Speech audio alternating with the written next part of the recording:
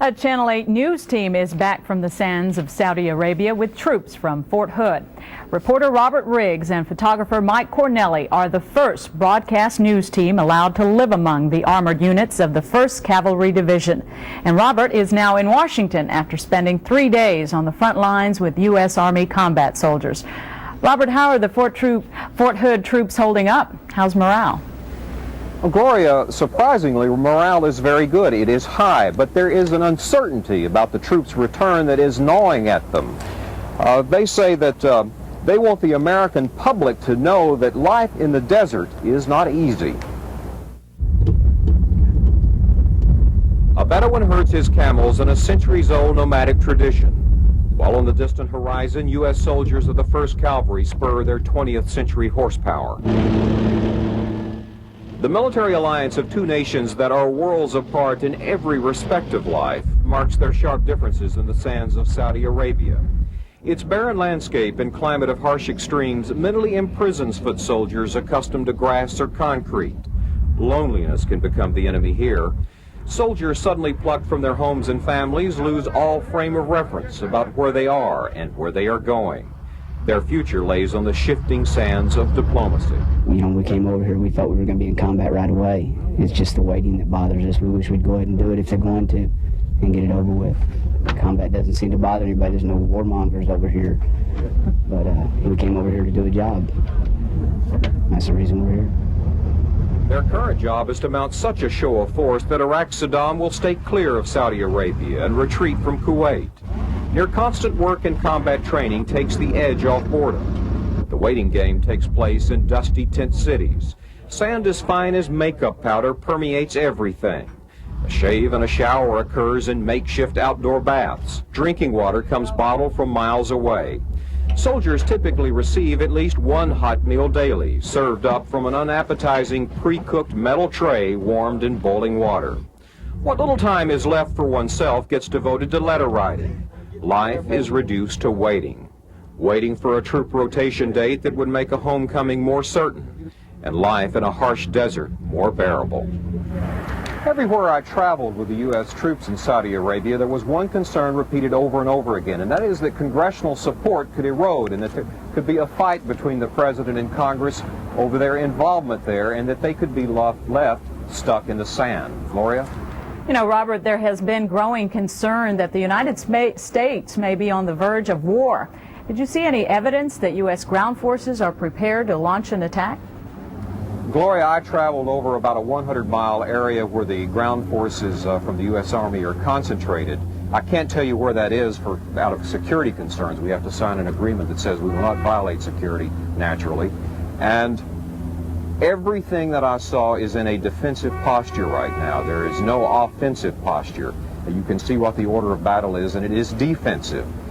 When the support troops from Europe arrive and the Marines from this country, then they will have enough troops to have an offensive attack. But they're not situated or postured for that right now. Gloria? Robert, as you mentioned, most soldiers get at least one hot meal a day. I'm almost afraid to ask, but what do the other two meals consist of? I brought one back, one that I decided I didn't want to eat. This brown waterproof packet is called an MRE, meal ready to eat. This is chicken and rice. What the soldiers do is rip it open, which is almost impossible to get into. And as you can see here, this is it. This is it. And it is as unappetizing. This is your chicken and rice in here. It is as unappetizing as it looks, and it's something for the American people to think about when they sit down to dinner tonight. Gloria, Jim. And they make most of those here in Texas, too. That's good. This team has just returned from Saudi Arabia after a tour through the heart of massed U.S. ground forces. They scored a first, spending 3 days sharing the harsh desert accommodations with the soldiers of Fort Hood's 1st Cavalry Division. Channel 8's Robert Riggs has this report on the military buildup. A massive display of artillery from Fort Hood's 1st Cavalry Division crisscrosses the Saudi Arabian desert. The big guns play a high-stakes game of dare and double dare to force Iraq's retreat from Kuwait. Contrary to widespread speculation, U.S. troops are not currently poised for attack. The order of battle is in a defensive posture, but a massive doubling of forces is underway. After viewing hundreds of miles of this barren land, it becomes apparent that U.S. soldiers are not in Saudi Arabia to defend the real estate, but to protect the oil beneath it. A Bedouin herds his camels as his nomadic tribe has done for centuries. On the distant horizon, the U.S. cavalry stands ready to spur its mechanized horses into action. The military alliance marks a world of difference on the desert sands. On Main Street, Saudi Arabia, the U.S. military presence appears welcome. The Saudis fear that Iraq's Saddam will tip the balance of power in this region to his favor. What do you think about all the American soldiers being here? Good. Good? Why? Because Iraq. The future of U.S. soldiers here rests on the shifting sands of diplomacy. They play a waiting game in dusty tent cities. You know, when we came over here, we thought we were going to be in combat right away. It's just the waiting that bothers us. We wish we'd go ahead and do it if they're going to. There are no answers to when U.S. troops will fight or come home. They worry that a protracted standoff could leave them stuck indefinitely in the sand. Robert Riggs, Channel 8 News, Saudi Arabia.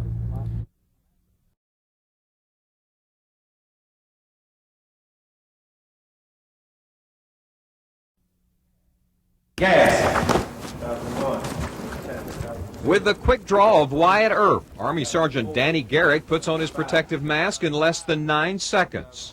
Just one drop of nerve gas from Iraq's 2,000-ton supply of chemical agents can kill a person in minutes. Sobering thoughts for 5 journalists leaving for Saudi Arabia to join the 1st Cavalry Division on the front lines. So I want you to put your chin into that one. Okay. This compulsory chemical warfare training began at Fort Hood with a fitting of a Darth Vader-like mask. A tight fit requires a clean-shaven face. It was the first time I've ever seen my partner, photographer Mike Cornelli, beardless. Small. You might have to be a little bit uncomfortable, but Okay. because they're not like custom made. Uncomfortable indeed, but the alternative is an agonizing death. You ever spray Raid on a roach? And it has a tendency to attack, I guess, the central nervous system. The roach simply flips over and he actually kicks his legs a little bit. So that's severe symptoms of nerve agent poisoning, so to speak. Not to scare you, you know, that's just, those are the facts. I panicked, forgot to hold my breath, couldn't even get my mask out of its pouch, much less put it on in 9 seconds. I'm dead. And stop. Okay, You see how it is? You have to practice this task. It takes some coordination and practice to get it right. The chemical warfare ensemble includes a charcoal-lined suit, special boots, rubber gloves, packets of towelettes that neutralize contamination, paper strips that turn colors to detect odorless invisible poison gas, and king-size syringes for do-it-yourself antidote shots. The mask makes you feel like a harnessed horse wearing blinders. You must blindly connect the water canteen in order to get a drink. The suit has serious drawbacks for the desert. It's hot in there. The final exam on donning protective gear and sealing your mask takes place in a room full of tear gas. How hard do you think it'd be to fight in this shit? It's hard. It's a lot more difficult than you think, but it'll save your life. If gassed, U.S. soldiers will have 9 frantic seconds to seal their mask or take their last breath.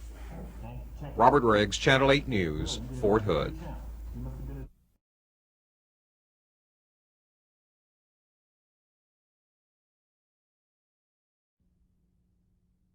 Robert Riggs, Channel 8 News, Saudi Arabia. A massive airlift is carrying troops to the Saudi desert, along with the supplies they need to survive. Channel 8's Robert Riggs rode with soldiers from the 1st Cavalry and 2nd Armored Divisions into the shifting sands. And he reports this evening on the hardships of just getting there. Captain Bob Holscher steps toward Saudi Arabia with a mixture of fear and enthusiasm. Fear of the unknown, enthusiasm for serving his country. The ground crew bids Fort Hood soldiers aboard the C-141 cargo jet to have a safe trip, go with Godspeed, and come back that way. An 8,000-mile odyssey begins. The jet climbs to 35,000 feet for the first leg of a marathon flight through 8 time zones. These troops have hitched a deafening ride alongside 38,000 pounds of equipment, including a couple of vehicles, office supplies, and Thanksgiving decorations. Captain Holscher will take command of a Signal Corps company that operates the Army's version of Mall Bell in the desert. His unit left more than a month ago while he was at paratrooper school. 20-year-old Private Dennis Statler sat in the stockade hurting with guilt as his buddies in the 1st Cavalry Division moved out for Saudi Arabia. The Army court-martialed Statler for going AWOL to get married. His 18-year-old bride cries nightly, worried that this may be her husband's last look at the green grass of home. My wife has to be in the back of my mind because the Army is my prior obligation. I signed the contract. She didn't have nothing to do with it at that time, so I got to do whatever they tell me to do. Those with weapons, you cannot take those out into the immediate terminal. At McGuire Air Force Base in New Jersey, the flight stalls on mechanical trouble. So I don't need to wolf this down and create indigestion, do I? The break gives Holscher his last taste of an American staple. The second leg of the trip begins. A new cockpit crew flies from night into day. Crews fly relays Pony Express style. Jet lag is a major problem. This crew left at bedtime and arrives in Germany at noontime.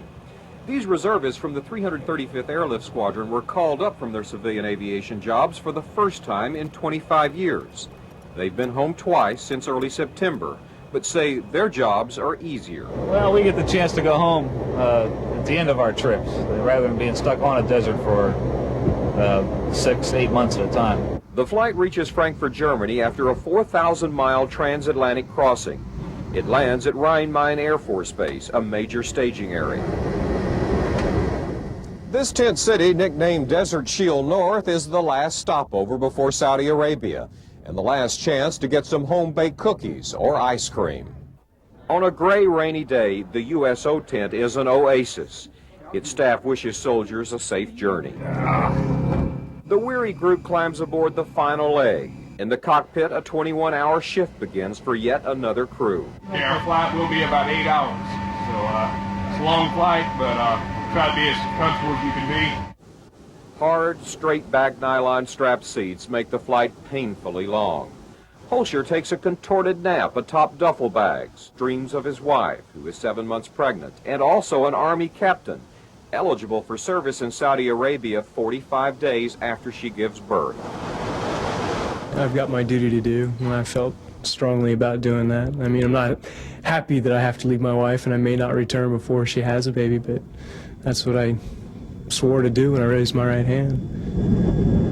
From Frankfurt, the route heads south over the Swiss Alps. Tired bodies litter the cargo bay, stretched out on the hood of a vehicle, cramped on a fender. It is cold, canteens sitting on the floor, ice up. Dhahran lies ahead. It's near midnight there. The heavy stench of petroleum rises from black patches on the desert. This single trip inside a busy aerial supply line took 24 hours, 37 minutes, and consumed 37,000 gallons of fuel. A security blanket covers the main landing point for U.S. aircraft. Soldiers vanish into a black desert night, wanting to make peace, not war. Robert Riggs, Channel 8 News, Dhahran. American soldiers in the Saudi desert fight isolation in a land that is worlds apart from the United States. The barren landscape, the harsh climate make the adjustment difficult. Channel 8's Robert Riggs found that out firsthand. He spent several days living among the troops sent from Fort Hood and brought back this glimpse of a soldier's life at the front. A Martian-colored day dawns over U.S. soldiers in an alien desert climate and culture. This remote outpost provides a lifeline to 12,000 troops near Saudi Arabia's border with Kuwait. You guys gotta stay with us tonight because I can't. Sergeant Monty Gaskins and Sergeant Earl Jones belong to Fort Hood's 553rd Combat Support Battalion. After 6 weeks in the sand, James says the biggest problem is a lack of information about the outside world. Gaskin suddenly finds himself back in the desert after a recent year-long peacekeeping mission in the Sinai. It's hard on you. It makes everything seem weird. What have you liked about it here thus far? Nothing. Nothing. I like nothing about here. I'm here because it's our job, and I'm here to do my job. This 1,000-member support group has set up housekeeping hidden away in the hills of an abandoned rock quarry. They have been here for 9 days and have built a tent city from the sand up. The 628th Truck Company arrived in Saudi Arabia on the leading wave of troops from Fort Hood. They live on the northernmost front line, disproving the old saying that supply stays in the rear. Ammunition convoys deliver tank and artillery rounds to a massive buildup. Supply means furnishing everything from beans to bullets. Roadside service stations pump thousands of gallons of fuel and oil. Fleets of trucks must keep running in spite of fine powdered sand that clogs carburetors. Air filters have to be cleaned once or twice daily. You're going to have to tell them to send us some new vehicles. These aren't going to last very long. These are going to be desert art. That's good, isn't it? The best shot in the world. An army also moves on its stomach. T-rations must reach the front if soldiers are to receive a hot meal. T-rations are the Army's version of a pre-cooked TV dinner. A 12,000-member division needs 75,000 gallons of water a day in the desert. Each of those soldiers drinks 12 bottles of water a day. A giant desert laundromat washes 6,000 pounds of sandy uniforms every day. The supply unit taps a desert well, purifies the water, stores it in huge rubber balloons, and hires Bedouins to help drive it to the troops. This was a popular watering hole for thirsty camels who still come looking.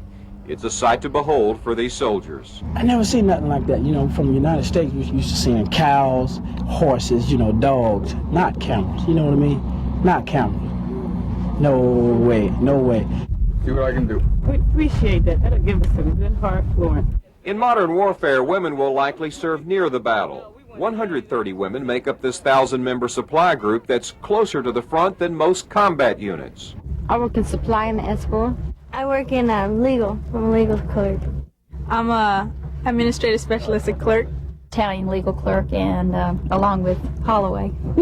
These women say the hardest decision for females in the military is drawing the line between being a soldier and being a mother. You've got to say, well, we raised our right hand, nobody made us join, so we've got to do our job out here and just put aside if you can. At the end of the day, you get into your bunk and you think, gosh, you know, my family's so many thousand miles away.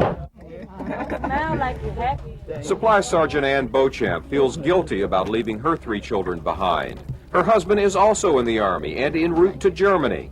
The hard part is he might get to Germany. I might be on his way over here. Then the both of us are going to be over here. My kids are going to be in New York. I don't know when we're going to meet up together. Maybe sometime next year or sometime. Soldiers joke there's a lot of beach here. You just don't see the ocean. Soldiers suffer hardships for the basic necessities, showers in cold outdoor stalls, and open-air plywood toilets circled by aggressive black flies. Camp dust. That's it. That's it. Nothing else describes it better. So how long you want to stay here? Yesterday. Yesterday was how long I wanted to say. But, you know, we can't do nothing about it. We have to stay until the government says, go. When they say go home, we go. Won't see nothing but dust behind me. That's it. The sun sinks into the desert floor in early evening. It's winter here. The cold Arabian night turns as pitch black as the inside of a whale's belly, as one soldier says. A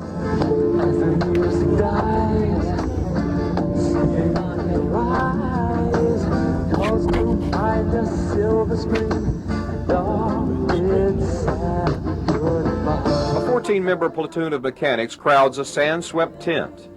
In the spirit of New Orleans' French Quarter, a makeshift sign tells them to let the good times roll. But the taped music has just about worn itself out. Thoughts dwell on reuniting with families. Making do with what we have and trying to make the place a little bit like home. Every day it get more and more like home. It'll never be quite home, but we can make it as comfortable as possible for us to live.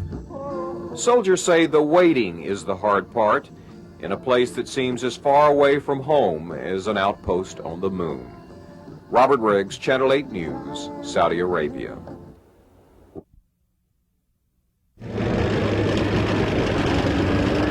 Artillery from Fort Hood treads where only camels and nomadic tribes once passed. The movement of armored forces churns up small dust storms. The 1st Cavalry Division trained for desert warfare in California's Mojave. But no sand is like the sand here. The major enemy of both men and machines is the dust. The desert sand is as fine as talcum powder, and it grinds like sandpaper. Pity the mechanics at a sand-swept place that should be called Camp Misery. The crews of a Bradley Scout platoon try to keep their million-dollar vehicles in fighting shape. Hernia-straining, hand-blistering backwork substitutes for power tools. The desert terrain breaks wheels and shocks, difficult to repair in the best-equipped garage. A coating of sand as thick as pancake makeup covers the sweat-stained crewman. The sand chokes dozens of critical air filters. If left clogged, the sand in this filter could jam the guns. So your life depends on how clean this is? How clean we keep it. And if you look at the desert, you know, for someone else to look at it, it would be like almost impossible to keep something clean out here. This remote outpost has been home for more than 5 weeks. As far around as the eye can see, there is nothing green in sight. Absolutely nothing. What's the most difficult thing about living out here? Snakes. I hate snakes. I can't stand them. That's the difficult thing for me. I haven't seen a snake since I've been here. Well, good for you. I heard about them. Scorpions are the only prisoners taken thus far. If it weren't for the occasional camel crossing, these soldiers might not even know they were in Saudi Arabia. The isolation in this alien land wears on morale. Soldiers trained to fight grow impatient with waiting.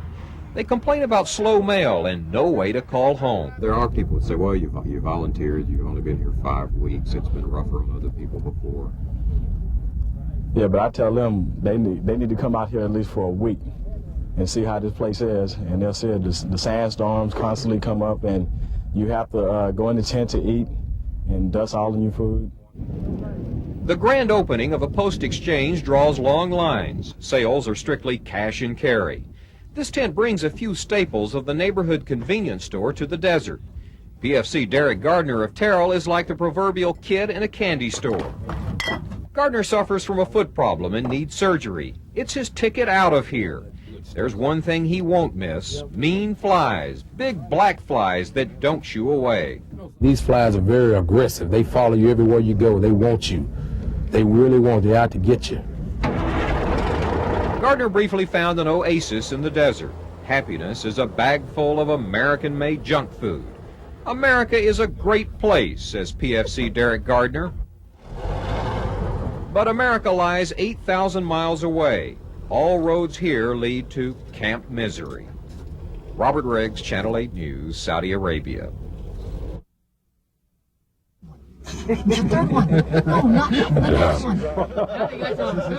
You won't find this sand-baked domino hall on any road maps of Saudi Arabia.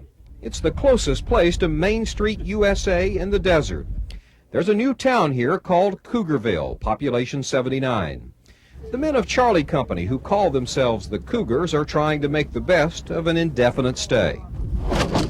Charlie Company dug a storage locker in the sand to keep water and food cool. They planted a homemade mailbox, built a weightlifting gym to bench press sandbags. The young residents of Cougarville are entrusted with the Army's nearly $2 million main battle tank. And in a war, they have one of the deadliest jobs on the battlefield. This is tank fighting country. Charlie Company's 60-ton tanks would be in the heat of a bloody battle. Modern conventional firepower can trigger explosions as powerful as a nuclear blast in a small concentrated area. Casualty estimates run upwards of 30,000. The men of Charlie Company and their commander hold a healthy respect for the Iraqi Army. A force that has some 2,000 or so tanks can be something to be reckoned with. He's battle hardened. He spent 8 years fighting Iranians, and so they have a great experience. They've got more experience, definitely. We've never, since I've been in the Army, we haven't been in any type of conflict or anything, this unit here. But I think after the initial shock, we'd do okay. We'd beat them. The troops pass what little leisure time they have dueling against portable video games. They also play a sandbox game that's deadly serious. Contact 2 tanks front. What's your immediate actions on receiving that? Would be returned fire. Tank crews drill on combat reactions in a manner similar to a football team going over its plays. The waiting for action bothers tank mechanic Brett Grenville of Arlington. Soldiers arrived here ready to fight and just want to get it over with. But first, Charlie Company's young lieutenant wants to make sure his men are at their fighting best. You know, if a soldier was killed, did I train that soldier the best that I could? Did he die because I didn't train him? And I asked myself that. And you know, it's the reason we do the sand drills and all the maneuver and everything, is to be trained the best we can. Charlie Company's tanks silently wait at the edge of war as the all-volunteer Army prepares to face its toughest test on brutal desert sands. Robert Riggs, Channel 8 News, Saudi Arabia. Greg Yingst is a strapping 20-year-old GI with the heart of a teddy bear. When Yingst stepped foot in Saudi Arabia, he saved a pile of school children's letters from a trash can. They became pen pals. 9-year-old Janice Lovett of Garland whips up a batch of oatmeal cookies in response to Yingst's latest letter. Her 4th grade class at the Walnut Glen Academy wrote to Saudi Arabia, simply addressed, "Dear Soldier." Yingst was touched by what he read. We have been studying the crisis in the Middle East. I appreciate you being over there near the Persian Gulf in case of war. Are you scared? Yes, I am scared of war, but who wouldn't be? But if anything breaks out into war, I'll have to fight for my country, because that's my job. I'm proud to fight for my country. Greg's letter brought the Middle East crisis home like no current events class could. Greg Yingst joined the Army 2 years ago after graduation from high school in Pennsylvania. He drives a 10-ton tanker truck. Show me inside, yeah.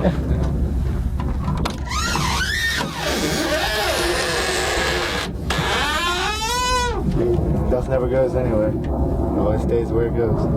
Yingst hauls 2,500 gallons of fuel into battle, supplying the tanks of the 1st Cavalry Division from Fort Hood. It's a dangerous job. One soldier in his outfit has already been killed here in a freak accident. It's just kind of scary because I don't know how I'd feel if, I have a pen pal and then he dies, but he said in his letter that he's glad to fight for his country, and I think that's real neat. Yingst spends a couple of hours a day answering school children. He encourages pen pals to make good grades. But there are long dry spells in the mail here. It makes you feel good that, there's schools that take time out to write to the soldiers, because I know I got a couple of schools that sent me stuff. Is it lonely? Oh, yeah. It's really lonely. I got my letters from my girlfriend just when she finally sent some pictures, and I started crying because I haven't seen him in over a month and a half, so it's hard.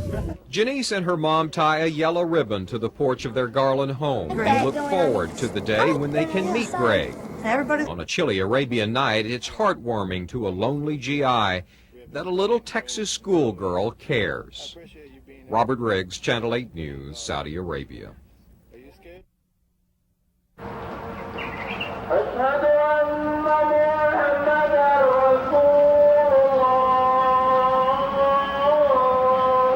Saudi Arabia outlaws the practice of any religion other than Islam. No non-Muslim house of worship may be built on Saudi sands. Those prohibitions are unique to Saudi Arabia in the Islamic world. In an unprecedented move, the U.S. military has deferred to the Saudis and has placed restrictions on the religious practices of U.S. soldiers. Most of you are reading more scripture. Your spiritual life is becoming more strong. It's becoming together, so you can face the days ahead that are hard. U.S. troops must conduct worship services on the sly. Chaplains are called morale officers, a title deemed less offensive to the Saudis. Chaplains wear their crosses hidden under their insignia of rank. Evangelism is forbidden. Army Public Affairs officers squelch GIs who try to complain. Me, I'm a Christian, and I'm not going to let no country, that I'm supporting hold me back from my religion. You know, they have their God and I got mine, and I'm gonna stand up for my God. You know, I miss my family, and I miss everything that goes on. And also, Reverend Brinson. Oh, sorry. We can't, Robert. We can't comment on it. We can't. What can you comment on? I don't understand. I'm going to stop this right now. Okay. This public affairs officer for Fort Hood's 1st Cavalry Division bolted from the tent after censoring the soldiers' critical remarks. Body and blood of the Lord Jesus Christ. The Pentagon claims soldiers are allowed to hold worship services, but the military forbids any pictures and denies access to the news media. This video of an impromptu service so angered U.S. military public affairs officials in Tehran that they threatened retribution. The Assistant Secretary of Defense for Public Affairs says images of infidels worshiping in the land of Muhammad are potential propaganda material. Saddam Hussein will use evidence of all these Christians in the Arab world to try to drive a wedge between Muslim and non-Muslim supporters for the military operation. We're trying to avoid giving him the fuel that he could use to keep running that propaganda machine that he has. In Iraq itself, Christian churches are allowed. Indeed, there are numerous Christian denominations in Iraq which the government does not interfere with. The foreign minister of Iraq is a Christian. Military analyst Edward Lutwak says propaganda is a U.S. excuse for complying with Saudi prohibitions. He says the Pentagon is suppressing religious freedom and that a U.S. soldier was prevented from lighting candles for Hanukkah. This is Nihadran. Most of the Arab villages like this are off limits to U.S. soldiers. The Pentagon is taking no chances that an American soldier may violate a rule of the Saudis' rigid and punitive social system. It is a closed, men-only society where women are unseen and not allowed to drive. Military police patrol the streets enforcing the off-limits restriction. Most of the U.S. forces are confined to their tents, where many have been told to tell their families not to send religious greeting cards for Christmas. Robert Riggs, Channel 8 News, Saudi Arabia.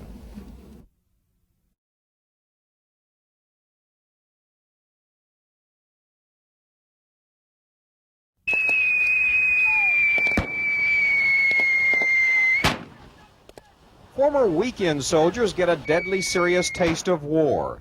10,000 National Guard troops called to active duty train at Fort Hood under the specter of Mideast conflict. Orange tracers mark a stream of machine gun bullets that crisscross firing ranges. The 156th Mechanized Infantry from the Louisiana National Guard practices to fight beside regular Army units. Instructors ride on the back of the Bradley fighting vehicle's gun turret, grading marksmanship. It's a cold, wet shooting gallery a long way from the sands of Saudi Arabia. Alpha Company from an 800-member battalion called the Bayou Bandits mobilized in late November. The call-up interrupted midterm exams for dozens of college students in their ranks. Most joined the Guard to pay tuition. What'd you expect? School, pay for my school, and have some fun on the weekends, you know. I never expected nothing like this would happen. These Louisiana Guard troops only recently received their armored war wagons and had never fired a shot. They have also found that the worn second-hand vehicles are prone to breakdowns. The Bradley carries a 6-man infantry squadron into battle inside this small compartment. The sound is deafening and you feel like a rock inside a cement mixer.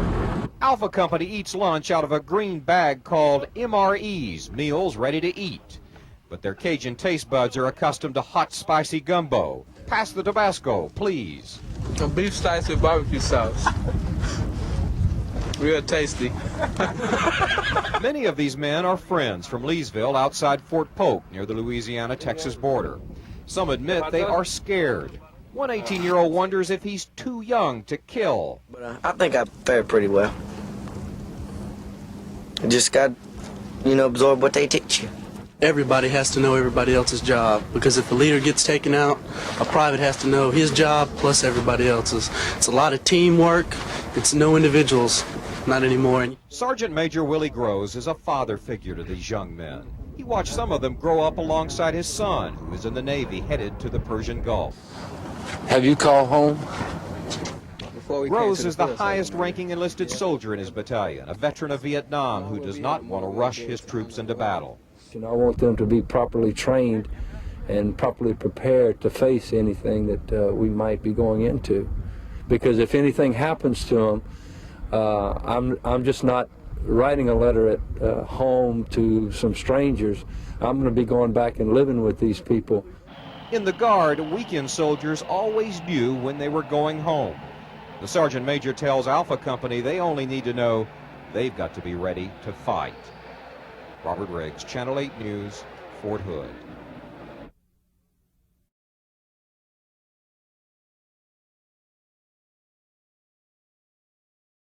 We have mentioned earlier, tens of thousands of Central Texas troops are in the Middle East tonight. And many of those men and women were sent from Fort Hood. Robert Riggs is standing by live now with more from that Central Texas post. Robert, what's the latest there? Judy, Fort Hood does not plan to release any operational details during the course of this conflict. Tonight, the Pentagon says that no ground forces have been involved. That means that the 22,000 troops from Fort Hood that are on the front lines in Saudi Arabia probably have not seen any action. I was in Saudi Arabia with the 1st Cav and 2nd Armored Divisions in mid-November. The thinking then by military analysts was that if there was a war, there would be a softening up period of the Iraqi air defenses by our air power. Back home, there are some sleepless nights, and for the families left behind, life goes on. Retired Fort Hood soldier Don Wright says bowling seemed insignificant in light of the war with Iraq.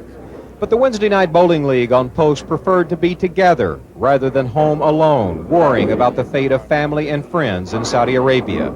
An undercurrent of tension filled the lanes as President Bush addressed the nation. Soldiers were encouraged by the president's pledge that this would not be another prolonged war that wounded a nation. Well, having served in Vietnam, I certainly hope it's not another Vietnam. I think we need to act quickly and decisively, get it done, and get out. Uniformed soldiers still on this post praise the president's swift, decisive action. I kind of expected it. Because, you know, when we went into Panama for Noriega, it was the same way. You know, when he says he's going to do something, he moves quick. The wife of a soldier in an armored unit in the desert said she would let her husband express her opinion about Saddam Hussein. More difficult waiting lies ahead. Some spouses have suffered through nightmares of a knock at the door. You're scared. You know, you have really bad dreams and you always think the worst, but, you know, the best thing is just to keep busy and keep a positive attitude, but back of your mind, it's hard. The mother of an Air Force helicopter door gunner kept on bowling to keep peace of mind about her 22-year-old son's safety. And pray that my son's going to be all right. You know, I believe what's the president's doing. While the buildup continues, 2 more plane loads of Fort Hood soldiers left today for Saudi Arabia. By the end of this week, there'll be another 500 leave. Also here training are 10,000 National Guard troops called to active duty.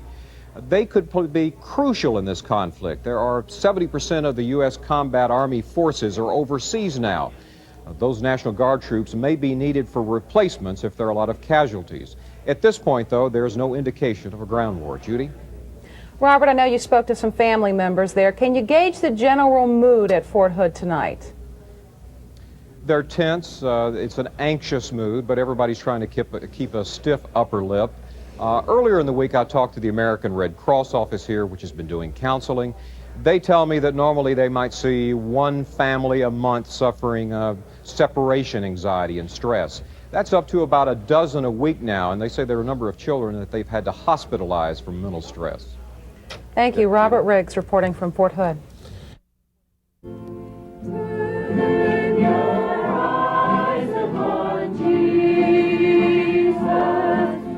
The tiny congregation of the Killeen Evangelical Free Church prayed for a quick end to the war and a hedge of protection for the soldiers poised to fight it. 10 of its 65 members serve with the Army in Saudi Arabia. Tanks carried Fort Hood soldiers toward the Kuwaiti front lines as the Tiger Brigade of the 2nd Armored Division moved into battle position. A chaplain who has returned from his desert ministry there says some soldiers have the feeling they might not come back alive. Also, they wanted to know, one way or another, that they had their life right with the Lord. Fort Hood's families heard a reassuring message that soldiers are spiritually strong. Sam Sanford was the chaplain of the 1st Cavalry Division in Saudi for the past 3 months. He is a beloved figure who has worn the chaplain's cross for more than 20 years and saw combat as a medic in Vietnam. Chaplain Sanford's flock lives on the most rugged land he has seen anywhere. But the barren sands provided the chaplain with inspiring biblical examples. Sanford always walked with his Moses stick at his side, ready to prod soldiers to keep the faith. Some of us, after we were there for 2 days in the desert, started kind of initially wilting inside and saying, how did those old Bible guys make it out here? But you know, I'll tell you, faith still is the victory. Sanford says troops now openly practice their religious beliefs. Before Christmas, he baptized 15 soldiers in a makeshift sand hole filled with water. And you can wear them all kinds of different ways. You can put them up like that. Sanford gives an amusing account of living conditions in the desert. Unlike Vietnam, he says soldiers' morale has been boosted by letters from school children and boxes of junk food goodies from home. Sanford spent his last Arabian night inside a Bedouin tent with Kuwaiti soldiers. And they just kept saying, thank you, American soldiers, for all you've done for us. Thank you. See, when our soldiers hear that, it just makes them really feel good. The spouses of Fort Hood's troops find comfort in scriptures. Dee Hahn says the hardest part is not knowing where her husband is and if he is okay. Without her faith, she says she could have no hope. On alien desert sands 8,000 miles away, soldiers kneel to pray before they enter battle. While back home at Fort Hood, churches large and small keep the faith. Robert Riggs, Channel 8 News, Killeen.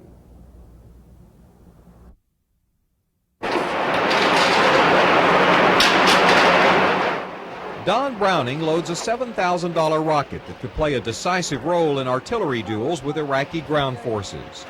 More than 900 LTV workers assemble the multiple launch rocket system with a renewed sense of pride in their contribution to the arsenal of democracy. Since the start of war, LTV's Camden, Arkansas defense plan has received the highest efficiency rating ever awarded by the Army Missile Command. This $2 billion weapons program is a model of success in a defense industry that has been tainted by scandals.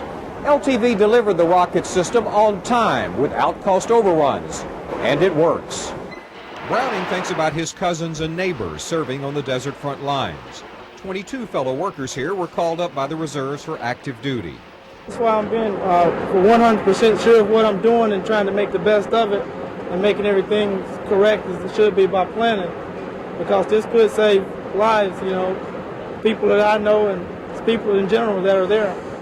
And the rockets red glare, the bombs bursting in air. LTV celebrated the 500th rocket launcher to roll off its assembly line since 1982. The latest model recently fired its first combat rounds of new long-range $600,000 TACAM ballistic missiles, destroying Iraqi anti-aircraft missile batteries in Kuwait. The launcher can carry a pair of TACAMs or 2 6-packs of rockets that hit targets more than 20 miles away with 2 tons of firepower. You know, I'd rather that people didn't have to die, but when it comes to using our machine, I want it to work right and do its thing, and that means killing people. More than 600 hand grenade-like submunitions packed in each rocket do the killing. The aluminum warhead of the 13-foot, 600-pound rocket peels open, dumping bomblets over the target. The firepower of one launcher and its 3-man crew equals 3 artillery battalions of more than 50 cannons hitting a target simultaneously. The launcher's onboard navigation system, as sophisticated as any jetliner, pinpoints its location and makes the rockets highly accurate.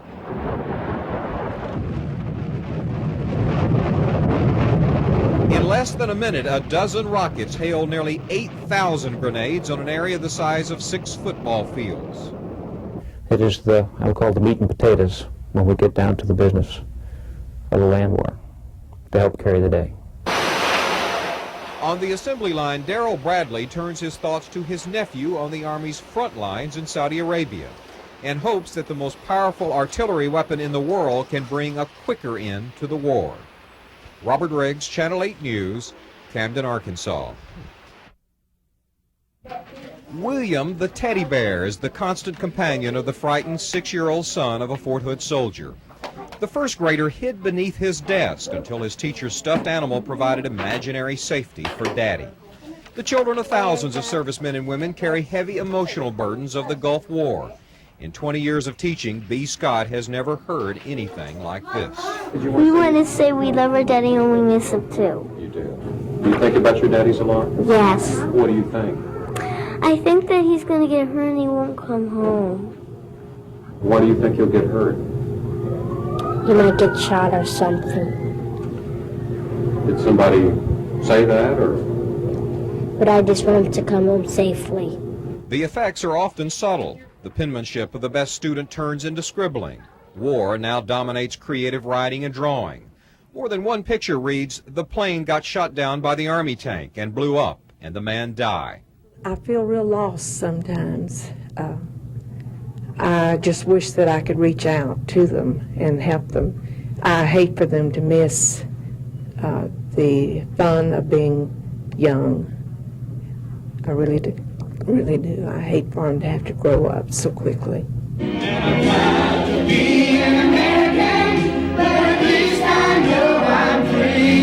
Nolanville Elementary's 5th graders send a patriotic tribute to parents spearheading an armored ground attack. Abi Molnar was a well-behaved student until the reserves called his sister to desert medical duty. He became disruptive and jumpy, worried about 20-year-old Debbie. She usually is really sensitive to how other people feel. She'll, like if they have a problem, she's there. They cry on my shoulder type person. And I think that she might have a problem with that there when casualties start coming in, where she is. Down the hall in language arts class, Abi's neighbor, Richard Nauman, thinks about the 11th birthday party his dad will miss. Richard says you can't tell how his classmates really feel. They just look normal, but then sometimes they act different. They do. How do they act? Well, they yell at kids and they push them around and stuff. More than half of the 22,000 students in the Killeen School District are connected to the military. Support groups meet daily to help the children cope with the war. The groups give 8th graders at Smith Middle School an opportunity to talk out their innermost fears. Counselors say the youngsters are surprisingly strong and in some cases have become substitute parents for their siblings. Okay, let's go see what the turtles are doing, my boy. You're going to have to keep them fed. Abi Molnar prepares to take over the household chores if his father leaves again for Saudi Arabia. Colonel Albert Molnar, one of Fort Hood's chief doctors, says parents, including himself, are not aware of the stressful changes in their children. The war has made a lifetime impression, and the first casualty on the home front appears to be childhood innocence. Robert Riggs, Channel 8 News, Killeen. Thousands of military families in Texas are watching today's diplomatic developments very carefully, hoping for a speedy return of their loved ones from the Middle East. Channel 8's Robert Riggs is live with StarCam 8 at Fort Hood in Central Texas. Robert, how are family members reacting to the news today? Lisa, at first they were very happy. Now that mood has turned to one of feeling manipulated by Iraq's offer. There are more than 22,000 troops from Fort Hood deployed on the front lines in Saudi Arabia. And there's been a growing tension here that the bloody ground war may start soon, and they would like to have tried to head that off. But now some families agree with the president that Saddam's offer was a cruel hoax. Alonda Payne of Arlington was initially thrilled that her husband would not see combat and be coming home soon. Lieutenant Joel Payne leads a company of tanks with the 1st Cavalry Division on the front lines of Saudi Arabia. But hopes for peace faded when it became apparent there were unacceptable conditions attached to Iraq's offer to withdraw from Kuwait. We as Americans had our hopes up and then they were let down. But the Iraqis and the Kuwaitis and all the people who were over there, I'm sure that they must have been thrilled when they heard that there was going to be a resolution and the war was going to stop. And then to be told that no, that really wasn't going to happen. It's a mind game is what it seems to be. Make sure that we get them nailed. Says her husband would want the conflict completely resolved by any Iraqi agreement to withdraw. She praises President Bush for calling on the Iraqi people and military to overthrow Saddam Hussein. Later this afternoon, we'll get more indications on the administration's response to the Iraqi offer. Vice President Quayle is scheduled to speak here to a gathering of the families late this afternoon. Lisa? All right. Thanks, Robert. Vice President Dan Quayle boosted Fort Hood's morale on a day troops and families needed spirits uplifted. Iraq's offer to withdraw from Kuwait brought the brief promise of peace, but quickly faded as it became apparent there were strings attached. The statement contained unacceptable old conditions as well as some new conditions. We are not interested in conditions. This coalition demands the immediate and unconditional withdrawal from Kuwait by Iraq. The Vice President told the families of 24,000 armored troops stationed in Saudi Arabia that they are the heroes on the home front. This is the largest army post in the free world. A ground war could inflict hundreds of casualties, deeply wounding this community. Military spouses greeted first reports of Iraq's withdrawal offer with happiness. Now they say Saddam Hussein is playing mind games. I got angry. I was angry that Saddam Hussein played with our emotions, played with not only the American spouses' emotions and the soldiers, but all of the Allied forces and their families. I think it was awfully cruel. The Vice President promised families that once U.S. soldiers finish their jobs in the Middle East, there will be no delay in returning home. Some of Fort Hood's families say they feel like they've been victims of psychological warfare, but Iraq's false peace offering appears to have only strengthened their resolve. Robert Riggs, Channel 8 News, Fort Hood. Now, although the ground war in the Persian Gulf appears less imminent tonight, the families of Fort Hood's armored units are still bracing for the worst. Channel 8's Robert Riggs is standing by live at Fort Hood with an exclusive report. Robert, Fort Hood has 24,000 troops in the Middle East. Any idea now how many might be in harm's way? Well, Tracy, using the Pentagon's factor for calculating casualties, 20,000 of its armored troops are on the front lines. And in the first 24 hours of battle, they could suffer as many as 600 killed and 600 seriously wounded. Now, the concern here is that could the ground war go as well as the air war using the high-tech weaponry? Well, nevertheless, the families are preparing for that dreaded knock at the door. Mrs. Jones? Yes. Mrs. Janet Jones? Ma'am, is your husband Staff Sergeant James Jones? Yes. I have news concerning your husband. May I come in, please? I have to, I guess. I don't know. Counselors at Fort Hood play act a heart-wrenching scene of an Army wife being told her husband has been killed in action. But the tears are real as this Army post prepares to handle the grief of mass casualties. Where's his body? How is he coming home? There will be somebody here to help you with questions. More than 700 caregivers, many of them with husbands on the front lines, have received graphic training on what questions to expect from the bereaved and how to help. Grief includes a wide range of emotions: shock, disbelief, denial, anger, and depression. Death must be explained to children. How am I going to tell them? They don't understand this. I don't understand this. How am I going to tell them? The role-playing teaches that there's no timetable for mourning. Each person deals with a loss in their own way. By going through this, we can prevent people from doing things that are not healthy for the grieving process, like holding it in. They need to let go. Cindy Oswald's latest audio tape from her husband gives final instructions if he's killed. It's Sergeant Don Oswald's job to help defend Tiger Brigade of the 2nd Armored Division against Iraqi chemical attacks. His daughters have been asking Mom, where would Daddy be buried? Being an infantry unit, it's kind of scary when they say that like 1,000 people are going to die and probably all of them will come from infantry going in. Kind of a bum deal, so I wanted to make this tape for you just in case. You know, right now, if you look too far ahead, it's too scary. So, you know, I'm going to get through today, through this hour, this minute. He's okay today. He's alive. Fort Hood opened a casualty assistance center to take care of its families. They will come here to make funeral arrangements, collect death benefits, to be consoled by chaplains, and receive assorted other services. The sheer size of the remodeled recreation building drove home the magnitude of expected suffering. Yes, when I walked in and I saw that they were making it a bright place, and but that it was actually going to be a place that may have to deal with casualties, that's when your reality hits again. But I'm just hoping we aren't going to need it. Oh my, doesn't your heart just ache? Just aches for these people. Pastor J.F. Franks ministered to Killeen congregations through the Korean and Vietnam Wars. Fort Hood never had such a heavy concentration of troops in a war zone. Pastor Franks worries that grief could be overwhelming. If it is the worst, then we will have probably thousands of families in this particular area who will have lost some loved one out of it. Local churches are training lay people to help ministers. The civilian and military community has pulled together into support groups. You cannot wait and just have it thrust upon you and then not be prepared to deal with it. Prayer meetings appeal for a hedge of protection around troops in the Gulf War. Prayers for a church member whose tent has been in the path of Scud missile attacks. And a tearful request from a wife to pray for her husband, who is in charge of military burials here at home. Fort Hood has already suffered 4 non-combat casualties in Saudi Arabia. 2 of them were killed, 2 were seriously injured in accidents. The grieving process here has already begun. Tracy, Gloria. Okay, Robert, thank you.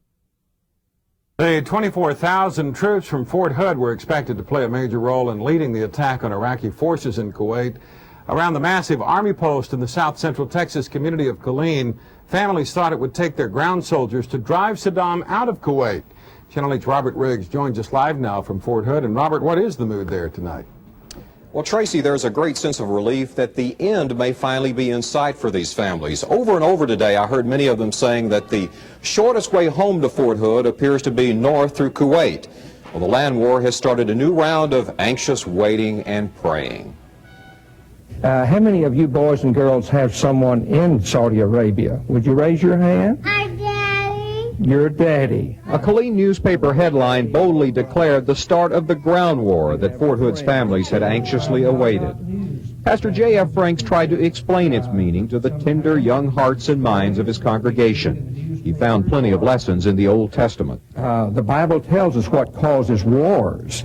It is men who want power, men who want to have things their way in this world. That's what causes wars. Killeen's churches solicited blessings for the 24,000 Fort Hood troops spearheading the attack against Iraqi forces. Soldiers on the home front felt torn between the security of their families and the desire to be fighting alongside their friends. I know my wife reached over to me last night and said, you know, and hugged me and just said, I'm just thankful that you're here. She said, but it's obvious that in your mind you'd rather be there. In Sunday school class, children made stick puppets wearing smiles and frowns on paper faces. The absence of Daddy or Mommy has left a lot of small faces here unhappy. It's kind of sad for him to be gone. I wanted him to come back, and I was crying. Fort Hood's children are saving their biggest grins and folding their hands in prayer for Mommy or Daddy to come home. There have been no official reports of casualties involving the Fort Hood troops. Those reports are likely to lag days behind the conflict. Tracy? Robert, I'm wondering tonight, why is it exactly that the Fort Hood soldiers would be at the front? Well, Fort Hood sent units from the 2nd Armored Division and the 1st Cavalry Division over. They were the first heavy armor to arrive in country. That was back in October. They've had plenty of time to become acclimated and also to learn the terrain. Also, they are one of the most experienced in training units out in the Mojave Desert at the National Training Center. So they are 2 of the best suited units for the fighting there. John? Okay, Robert, thanks a lot. The families of 24,000 soldiers at Fort Hood heaved a collective sigh of relief tonight. Spouses were elated as they heard the president say the nation is ready to welcome back its magnificent fighting forces. Channel 8's Robert Riggs joins us live now from Fort Hood. Robert? Well, Gloria, the military families here were surprised at how quickly this war appears to have ended and by the number of light casualties. Fort Hood reported today that 2 of its soldiers suffered wounds in the 2nd day of the fighting. People here had been bracing for the worst. They expected thousands of casualties. They had even been holding grief training sessions, but now the end appears in sight. Tonight, the Kuwaiti flag. The wives of some of Fort Hood's desert commanders greeted the president's announcement of a ceasefire with broad smiles and relief. Tense waiting ended with some certainty that their soldiers are coming home. After a surprisingly short 100-hour ground campaign, the war appears over. It's hard to believe that they really are saying that, not even a week after the ground forces have gone in. I think it's great. I think that they've really done what they've trained to do and what they went over there to do in the best way that they could do it. And we're very proud of them. The 1st Cavalry Division rolled in an armored wall of Allied forces east through Kuwait in a classic tank battle against Iraq's once elite Republican Guards. Tiger Brigade of the 2nd Armored Division helped the Marines hold the Kuwaiti airport and received praise for breaking through Iraq's fortified line in the early hours of the ground war. It was a classic, absolutely classic military breaching of a very, very tough minefield, barbed wire, fire trenches type barrier. They went through the first barrier like it was water. They went across into the second barrier line, even though they were under artillery fire at the time. A pair of Texas Aggies from the class of '67 led the charge of 10,000 Fort Hood troops. Colonel Randolph House commands 1st Cav's Blackjack Brigade. Colonel John Sylvester commands Tiger Brigade of the 2nd Armored Division. On the home front, Jeannie House and Becky Sylvester say that military leadership came naturally to their husbands. It was open season on Saddam's army. I think it's an instinct, a hunter's instinct. How would you say it, Becky? They don't mind living out in the boonies. That's right. They don't mind camping out. That's right. They're used to that. Fort Hood Family Assistance Center, 3 Corps, now has a direct dial telephone line. Commanders' wives were links in the Army's chain of concern for its families. They had prepared to console grieving spouses. But now it appears that a large building remodeled to handle casualties will revert to what it once was, a bright new recreation center for returning troops. Tonight they are already talking about a homecoming celebration and making vacation plans. And the spouses overseas have written to their loved ones that they want to go anywhere on vacation but a place that has sand. Tracy? Okay, Robert, thank you very much. Chris Thornton's husband returns home to Fort Hood 5 months to the day he left for Saudi Arabia. 18-month-old Tyler has learned to say Daddy in the absence of First Lieutenant Jason Thornton. Yellow ribbon bundles of joy await the first 200 soldiers of the 2nd Armored Division's Tiger Brigade. Their spouses decorated the gym where they last kissed goodbye. Roseanne Roston's husband gets back in time for the birth of a brother or sister for 18-month-old Heather.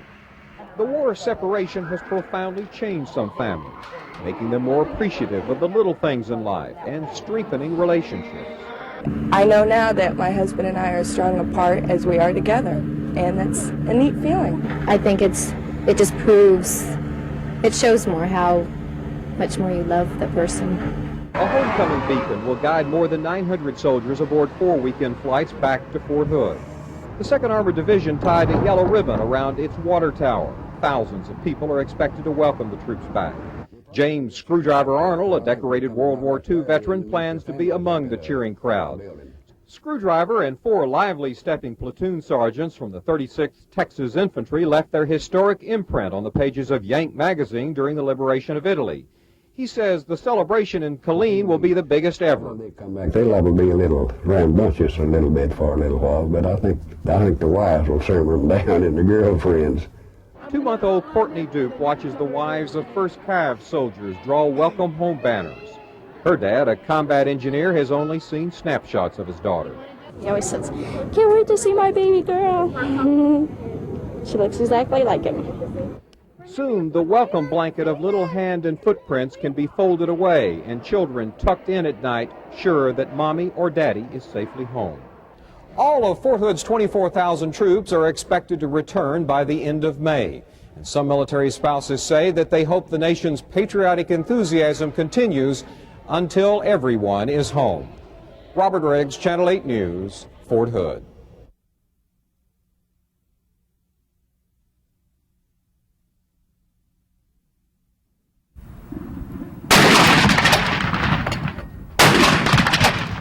Tiger Brigade of the 2nd Armored Division paraded in honor of gallantry that would have made their legendary World War II commander, General George Patton, proud.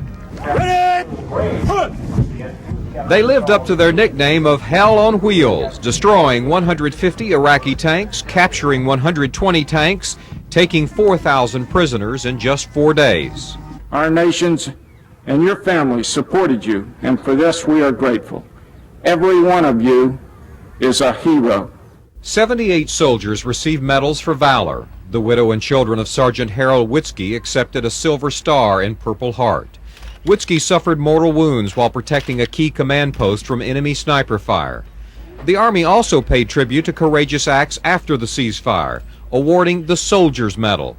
Sergeant Melvin Holliday is one of 8 soldiers who walked into a minefield to rescue wounded victims. Well, I just thank God to give me the strength to do it, and that nobody really got killed from it, and I just thank God for it. Commanders gave firm congratulatory handshakes. Sergeant Michael Duda, a tank gunner, is one of the few aces of the ground war. Duda scored 5 tank kills and received a Silver Star, for which he modestly credits his crew. He knows the tank better than any soldier I know, and he made that tank perform better than any other piece of equipment out there on the battlefield. Superb young man. Soldier, soldier? Soldier, soldier, absolutely. To a soldier, they say training gave U.S. forces the ultimate edge in battle. Officers receive praise for leadership at the front. Major Matthew Smith got a hug and a Bronze Star. Every day I'm back in the United States is like a day back in heaven.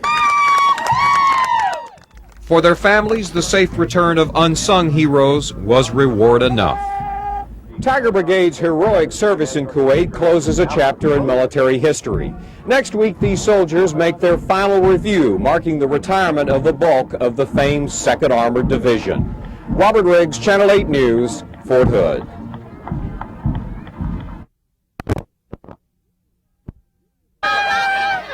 Julia Black waited a year to wear her star-spangled welcome home sweater. Long after the ticker tape parades and faded yellow ribbons, the last of Fort Hood's troops came home from Desert Storm.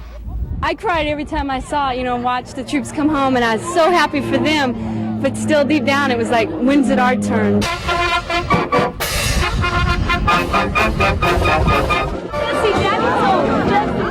124 men and women of the 647th Maintenance Company spent 364 days in Saudi Arabia since their departure last October. Sergeant Daniel Black's baby girl had grown up. You remember Jesse? You remember Daddy? You remember Daddy? Families became whole again, survivors of nightly Scud attacks in Dhahran. Hey! Hi, Daddy! What's up, son? How you doing? I'm home. Healthy. Happy. Glad to be back. The unit lived in a converted Porsche dealership nicknamed Car Town. They stayed behind, washing desert sand off tanks and trucks to remove any agricultural contamination before shipping. Every day you live with the fact that people were leaving, and they were leaving you with their equipment to clean and things, but it's over now, and I'm just glad to be home.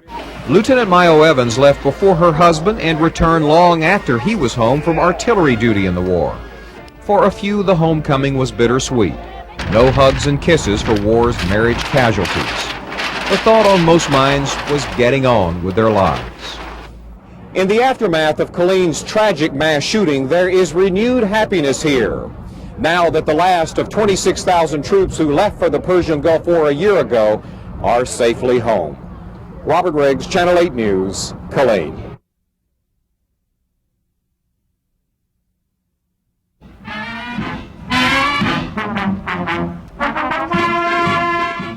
The Blackjack Brigade of Fort Hood's 1st Cavalry Division invaded Iraq 4 days before the ground war officially started. In fact, 1st Cav's 12,000 soldiers fought a secret war that fooled Saddam Hussein's military and saved countless American lives. 1 year later, Colonel Randy House, a Texas Aggie who led the attack, hands over the reins of command. The full extent of the daring raid has been overshadowed by the quick victory. And although the war lasted 96 hours, for a lot of American units, it lasted over 30 days for the Cav. In early February last year, 1st Cav launched a series of attacks to trick Iraq into thinking it was the main American assault. On February 20th, Blackjack Brigade launched Operation Night Strike at the border junction of Iraq, Kuwait, and Saudi Arabia north of Hafr al-Batin. The river valley Wadi al-Batin had been an invasion route for centuries. But the real invasion would start 4 days later, sweeping the western flank and cutting off the Iraqi army. In a high noon showdown, Blackjack's armor drove 10 miles inside Iraq and came under heavy artillery fire. The unit suffered the ground war's first casualties, 3 killed, 9 wounded.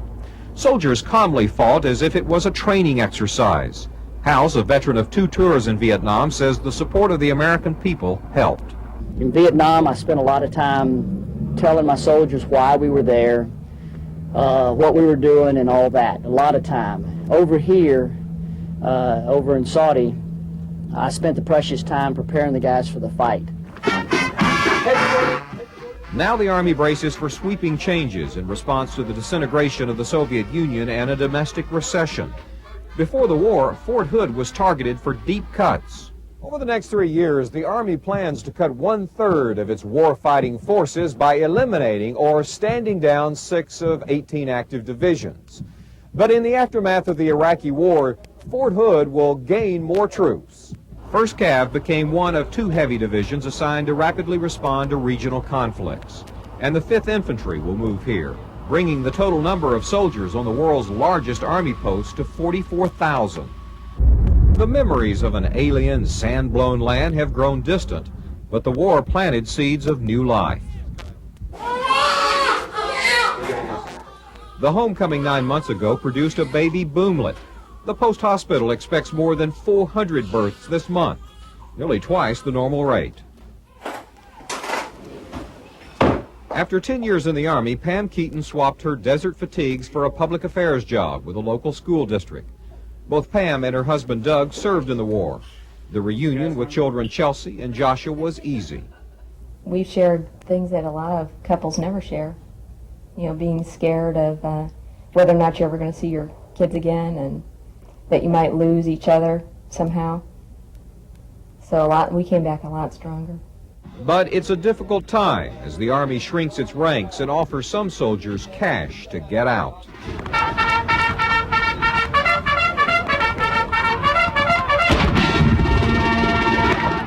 1st Cav's Gulf War veterans say it's hard to take off the spurs after riding so hard in the desert sand.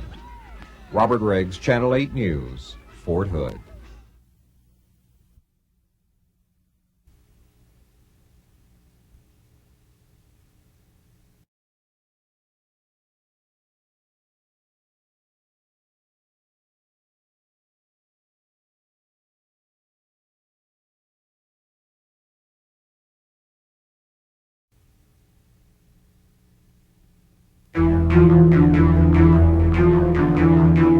It was a secret war that no one ever knew about, until now. Tonight, News 8's Robert Riggs takes you back to the Gulf War. You'll hear the story never told, see footage never seen, and learn the secret plan that fooled Saddam and won the war. Operation Night Strike.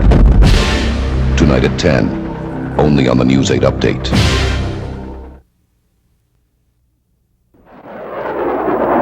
You're seeing some of the first shots fired in Desert Storm's ground war. What happened here that night was one of the best-kept secrets of the war. Fort Hood's 1st Cavalry Division fought for weeks before the world knew the ground war had officially started. I hate to be on the receiving end on that stuff. A soldier's camera records a deadly volley of rocket fire. History's first ever combat use of the multiple launch rocket system built by LTV. In less than a minute, 120 rockets dropped 77,000 bomblets of steel rain, showering 8 Iraqi artillery units and infantry as they settle in for the night. The noise, the quiet, the light, the dark, fire, everything seemed to be in excess when it was occurring. And then seeing the enemy dead, it was excessive death, it seemed. They were so dead. Everything seemed to me in stark contrast to everything else as it occurred. Jeff Phillips not only wrote a book about the war, he lived it as an Army captain. Phillips says 1st Cav tricked Saddam Hussein, but its contribution to victory has gone largely untold because of the mission's secrecy.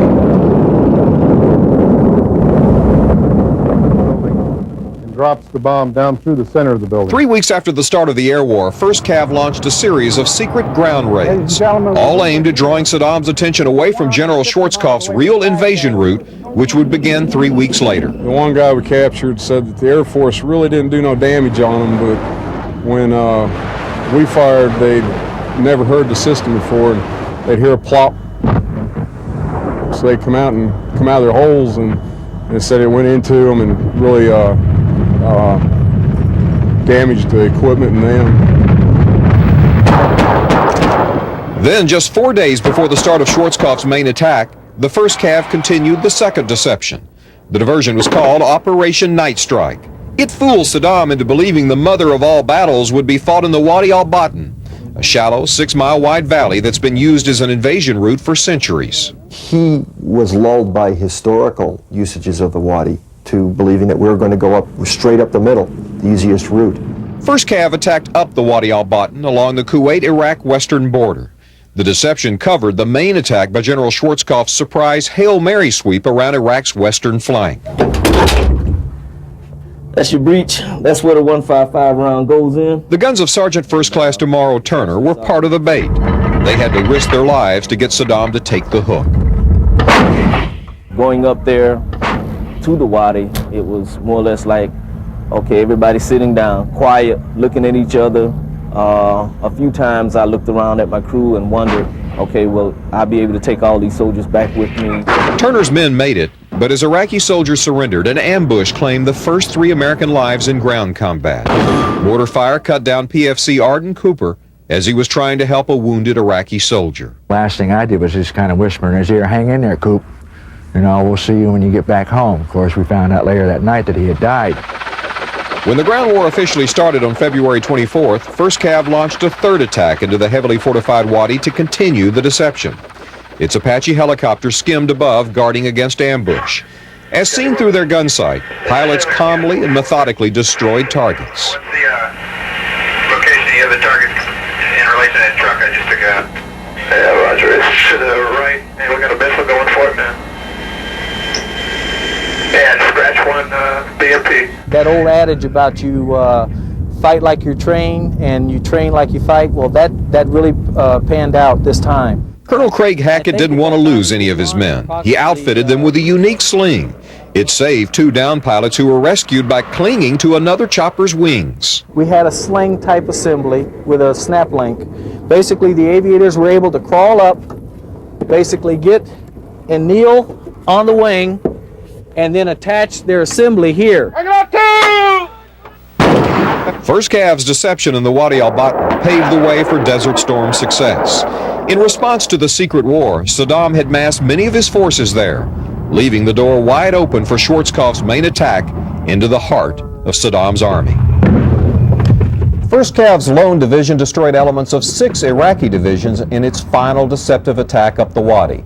Reconnaissance later confirmed that Saddam had been fooled into shifting his forces to the wrong place. And Tracy, the soldiers tell me that they knew that they had tricked Saddam because suddenly he set off hundreds of fire trenches that were filled with oil, and that was the key to tell them that it worked. But Robert, after 1st Cav made its final deceptive attack, what did it do in the last hours of that 100-hour war? Another amazing story. They withdrew back down the Wadi, marched 26 hours to the front, joined the other units, had the Republican Guards, the elite units of the Iraqis, in their sights. The ceasefire came. They had to stop. They're very frustrated they didn't get to finish the job. They said that if we'd had one more day, Saddam Hussein's army would have been scrap metal. Amazing. Interesting. Thank you very much, Robert.